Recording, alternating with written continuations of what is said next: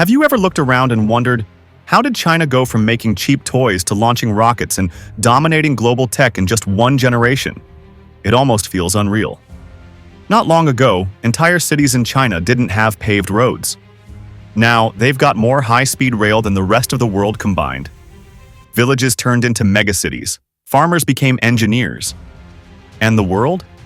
It started watching, stunned, curious, and maybe even a little nervous.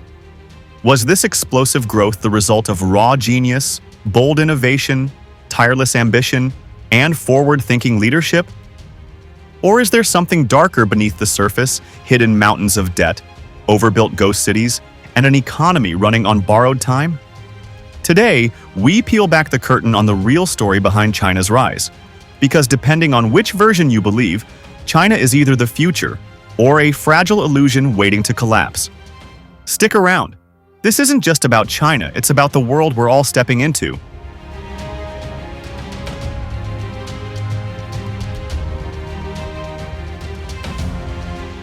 Let's start with the bright side. The story that sounds almost too good to be true. In just a few decades, China didn't just catch up, it leapfrogged. While the West debated policies, China was building bullet trains that glided at 350 kilometers per hour.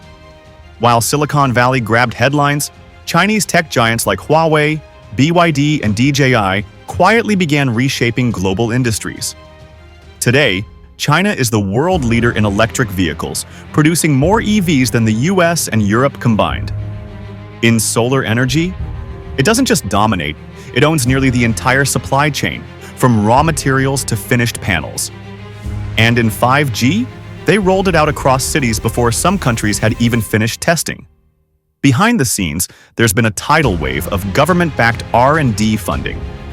Universities and private companies are pouring resources into AI, biotechnology, and quantum computing. Chinese cities like Shenzhen have become incubators for tech unicorns, with startups emerging faster than you can count them. This isn't just copying, it's creating, scaling, leading. From facial recognition that runs entire subway systems, to drones that deliver medicine in remote villages, China's innovation machine is real, fast, and frighteningly efficient. But is this brilliance sustainable, or are cracks already forming? Stay with me, because the other side of this story isn't so shiny.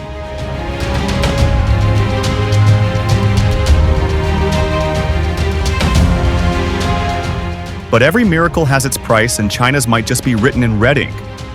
For years, the backbone of China's growth hasn't just been innovation, it's been in construction.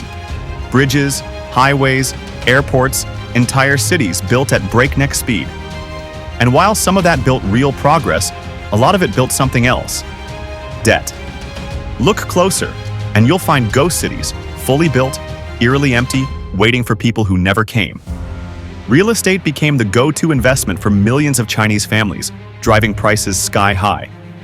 Developers borrowed like there was no tomorrow, betting big on endless growth. But then, the cracks began to show. Evergrande, one of the country's biggest real estate giants, collapsed under $300 billion in debt.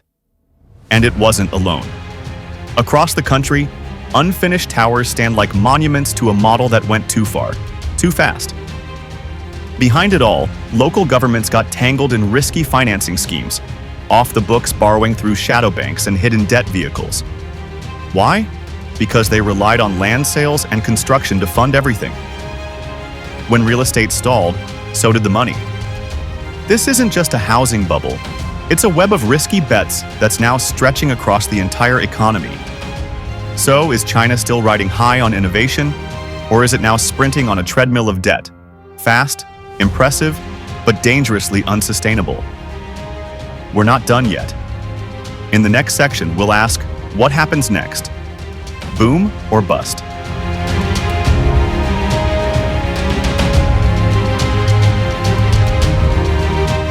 Let's rewind the clock. There was a time, not too long ago, when made in China meant cheap knockoffs, copycat electronics, and factories pumping out replicas of Western inventions. And to be fair, in the early days, China did learn by imitating.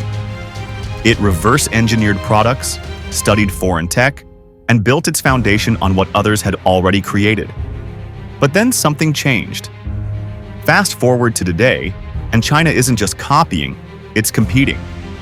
In some cases, it's winning. Take Huawei.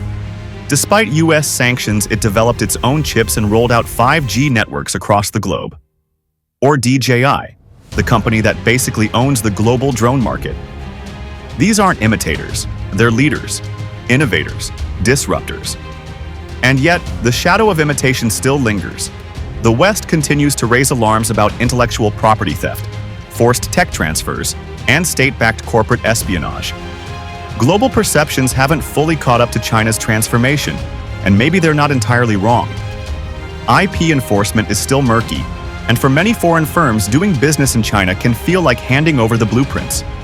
So, what is it? Is China the brilliant student finally outpacing the teacher? Or a master of the gray area between inspiration and imitation? Either way, the world can no longer ignore the fact. China's not just playing catch-up anymore. It's shaping the game and rewriting the rules. Coming up next, what does all of this mean for you and the world we're heading into?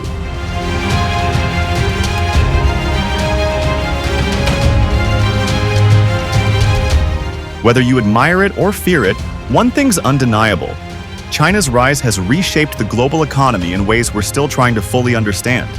Today, China isn't just part of the supply chain, it is the supply chain. From the phone in your pocket to the solar panels on rooftops, Chinese factories, ports, and logistics power much of the modern world. When China sneezes, the global market catches a cold. But this influence doesn't stop at goods, it stretches across borders. Through the Belt and Road Initiative, China has poured billions into ports, railways, and infrastructure in Asia, Africa, and beyond. To some, it's visionary, an economic lifeline for developing nations. To others, it's debt diplomacy, loading countries with loans they can't repay, creating quiet dependence on Beijing. Meanwhile, trade tensions simmer. The US and China are locked in a cold economic war, battling over chips, tariffs, and tech supremacy. Decoupling isn't just a buzzword anymore. It's becoming reality as countries rethink supply chains and geopolitical loyalties shift. So, China's economic miracle? It's not just a domestic story anymore. It's a global ripple effect, touching everything from the price of your groceries to the stability of international politics.